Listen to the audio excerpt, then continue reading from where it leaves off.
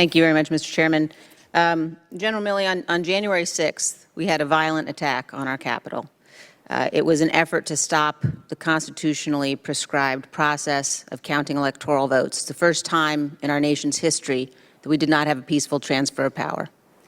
In the aftermath of that attack, many of the members of our constitutional system failed to do their duty. Many of them punted. Many of them today are still attempting to obstruct the investigation into that attack, attempting to whitewash what happened. General Milley, you found yourself in your constitutionally prescribed role standing in the breach. And for any member of this committee, for any American, to question your loyalty to our nation, to question your understanding of our Constitution, your loyalty to our Constitution, your recognition and understanding of the civilian chain of command is despicable. I want to apologize for those members of this committee who've done so, and I want to thank you for standing in the breach when so many, including many in this room, failed to do so.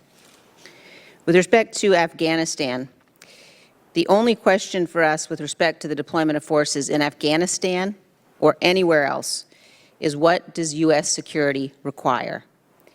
In the circumstances we found ourselves in Afghanistan, the deployment of our forces was allowing us to conduct counterterrorism operations, counterintelligence operations, enabling us to prevent terrorists from establishing safe havens.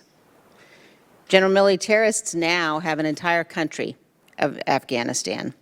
Could you tell the committee whether or not you think the current situation in Afghanistan, following the withdrawal of forces, which began with the Doha Agreement and the orders that you have described in the Trump administration, which was carried out in the Biden administration, can you tell the committee whether or not you think we are now more safe or less safe, whether Afghanistan presents more of a threat or less of a threat to our homeland than when we were able to conduct counterterrorism, counterintelligence operations there?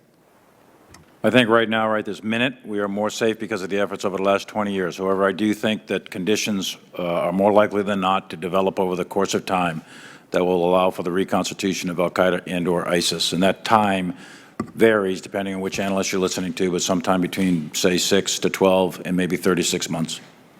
And when you look at the situation that we face today in terms of what's going to be necessary, the loss of life, the loss of treasure has been tragic, has been devastating.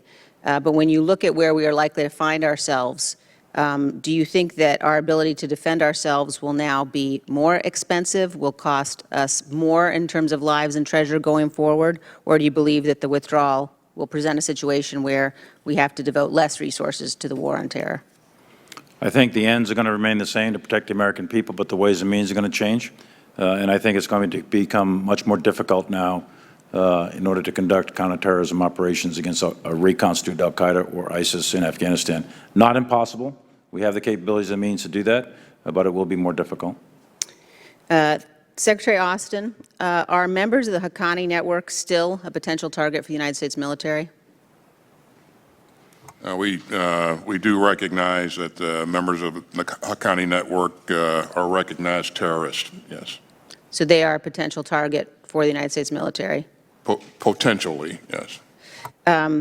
Secretary Austin, the Biden administration has been saying that the Doha Agreement is still in effect and that they will hold the Taliban to their, quote, counterterrorism commitments in the Doha Agreement.